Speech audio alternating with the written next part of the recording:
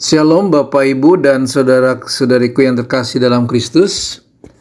Hari ini kita akan belajar tentang buah roh ke-1, yaitu tentang kasih.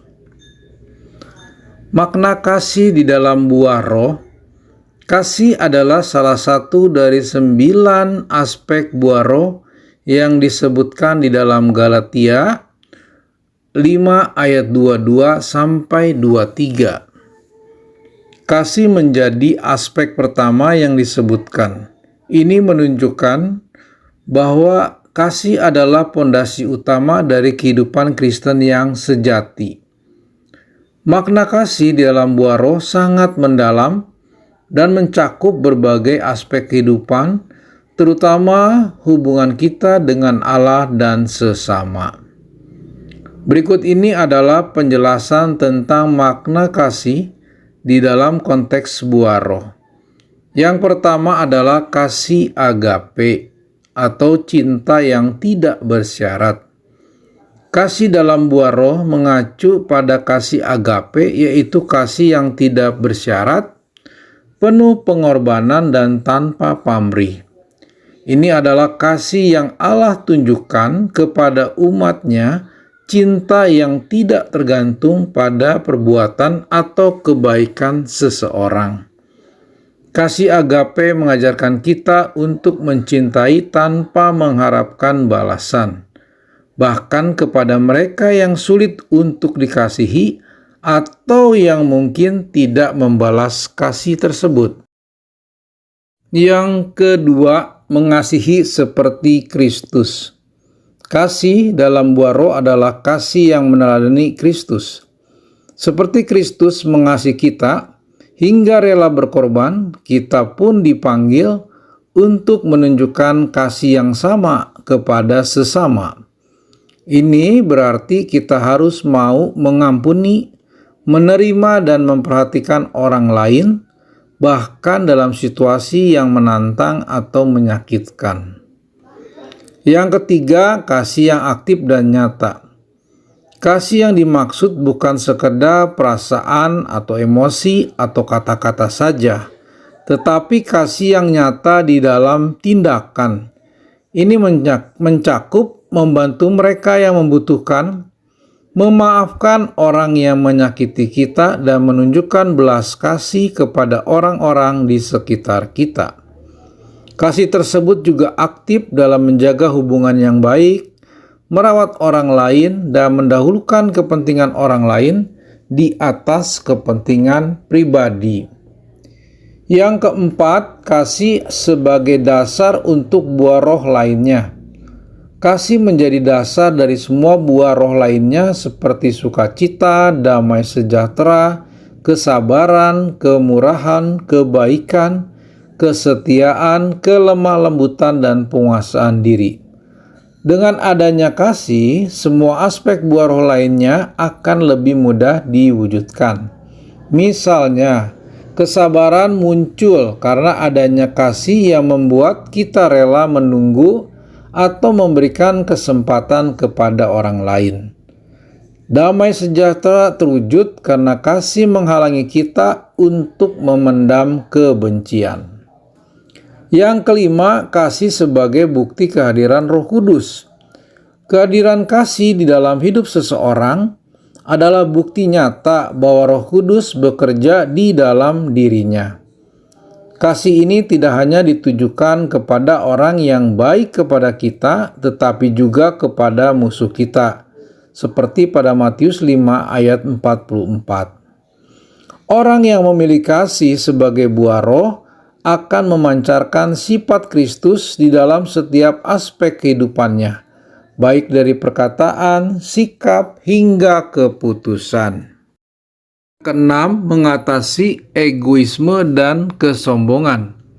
Kasih Roh Kudus mengikis egoisme dan kesombongan, menggantinya dengan kerendahan hati dan pengabdian. Seseorang yang hidup dalam kasih buah roh tidak terfokus pada diri sendiri, tetapi lebih kepada kesejahteraan orang lain. Yang ketujuh, kasih yang menyatukan tubuh Kristus. Di dalam gereja, kasih adalah perekat yang menyatukan jemaat sebagai tubuh Kristus. Ketika kasih ada, perselisihan dapat diredakan dan persaudaraan dipererat. Kasih menginspirasi kita untuk melayani dan memperdulikan satu sama lain. Secara keseluruhan, kasih dalam buah roh adalah kasih ilahi yang mencerminkan karakter Allah sendiri. Ini bukan sekedar emosi, tetapi tindakan nyata yang mendatangkan damai sejahtera, sukacita, dan harmoni di tengah persekutuan dan hubungan antar manusia. Bagaimana kita mewujudkan kasih? Dalam mewujudkan kasih, meskipun banyak halangan, adalah tantangan yang membutuhkan suatu tekad, kesabaran, dan ketergantungan penuh pada Tuhan melalui Roh Kudus.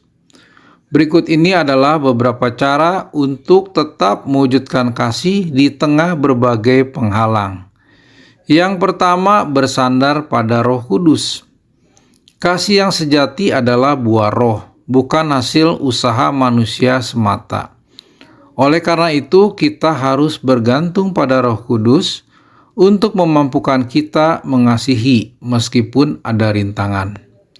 Berdoalah agar Roh Kudus memenuhi hati dengan kasih yang murni, yang mampu melampaui egoisme, kepahitan, atau kesulitan lain yang menghalangi. Yang kedua, belajar melatih pengampunan. Seringkali halangan utama dalam mengasihi adalah kepahitan atau luka dari masa lalu. Latihlah pengampunan bahkan ketika terasa sulit. Mengampuni bukan berarti mengabaikan kesalahan orang lain, tetapi melepaskan beban kebencian yang menghalangi kasih. Pengampunan adalah langkah penting untuk membebaskan diri dari dendam dan memurnikan hati kita agar kasih dapat mengalir. Tetapi jika kamu tidak mengampuni orang lain, Bapamu juga tidak akan mengampuni kesalahanmu. Seperti tertulis pada Matius 6 ayat 15. Yang ketiga, praktikkan kasih melalui tindakan kecil. Ketika menghadapi banyak penghalang, mulailah dengan tindakan kecil. Kasih bisa diwujudkan melalui hal-hal yang sederhana, seperti memberikan senyuman, membantu orang lain tanpa pamrih, atau memberikan dorongan yang membangun. Meskipun ada halangan yang besar, tindakan kecil ini menjadi langkah awal untuk membuka hati kita dan orang lain pada kasih yang lebih besar. Kasihilah sesamamu manusia seperti dirimu sendiri, seperti yang tertulis pada Matius 22 ayat 39. Yang keempat, tetap berkomitmen pada kasih, bukan emosi. Kasih yang sejati bukan hanya perasaan emosional, tetapi sebuah komitmen. Ini berarti memilih untuk tetap mengasihi meskipun perasaan kita mungkin tidak mendukung. Misalnya, ketika kita marah atau kecewa, kita bisa memilih untuk tetap bersikap baik dan memaafkan. Karena kasih adalah keputusan yang kita buat setiap hari, bukan hanya emosi sementara. Kasih itu sabar, kasih itu murah hati, ia tidak cemburu, ia tidak memegahkan diri atau tidak sombong. Itu bisa dilihat pada 1 Korintus 13 ayat keempat. Yang kelima, tingkatkan pengendalian diri. Salah satu penghalang terbesar untuk mengasihi adalah ketidakmampuan untuk mengendalikan emosi seperti kemarahan, frustasi, atau kebencian. Penguasaan diri adalah bagian penting dari buah roh dan harus dipraktikkan dalam situasi yang sulit. Saat kita melatih pengendalian diri, kita dapat mengatasi reaksi negatif yang seringkali menghancurkan kasih. Seorang yang sabar melebihi seorang pahlawan. Seorang yang menguasai dirinya melebihi seorang yang merebut kota. Tertulis pada Amsal 16 ayat 32. Yang keenam, berdoa dan membaca firman Tuhan. Kasih yang sejati akan terus tumbuh ketika kita memiliki hubungan yang kuat dengan Tuhan. Berdoa secara teratur dan membaca firman-Nya akan memampukan kita untuk tetap berfokus pada kasih Kristus meskipun menghadapi tantangan. Firman Tuhan akan menjadi panduan untuk mengatasi godaan atau rintangan yang menghalangi kita di dalam mengasihi. Tetaplah berdoa. Yang ketujuh, ingat kasih Tuhan kepada kita. Salah satu motivasi terbesar untuk mengasihi orang lain, meskipun ada rintangan, adalah dengan mengingat bagaimana Tuhan telah mengasihi kita terlebih dahulu. Bahkan ketika kita masih berdosa dan tidak layak untuk dikasihi.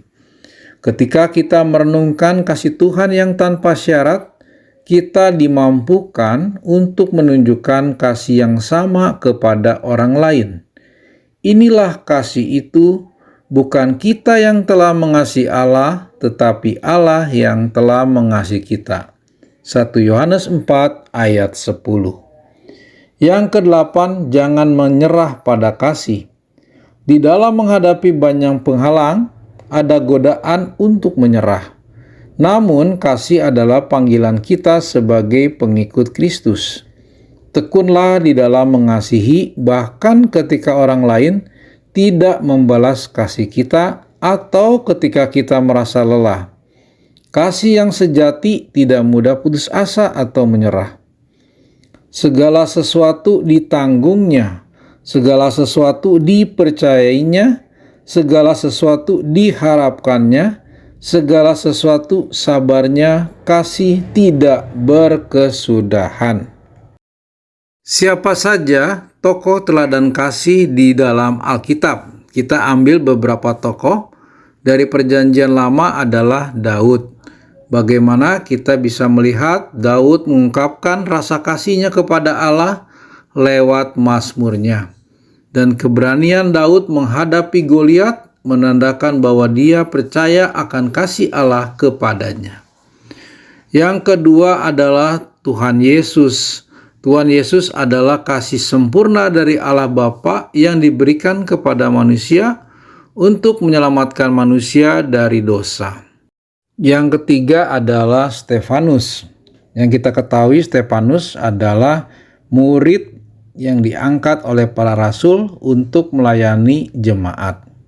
Karena kasihnya kepada jemaat membuat orang-orang lain menjadi iri atas perbuatannya. Sehingga ia difitnah bahwa dia menghujat Allah dan akhirnya mati di rajam batu. Sebelum kematiannya, Stefanus berdoa kepada Allah agar Allah mengampuni orang-orang yang telah menghukumnya. Demikianlah Bapak, Ibu, dan saudara-saudari yang terkasih, 3 tokoh teladan kasih di dalam Alkitab dan masih banyak lagi.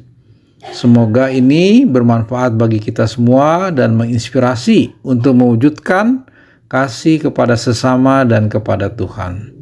Terima kasih, Tuhan Yesus memberkati kita semua. Amin.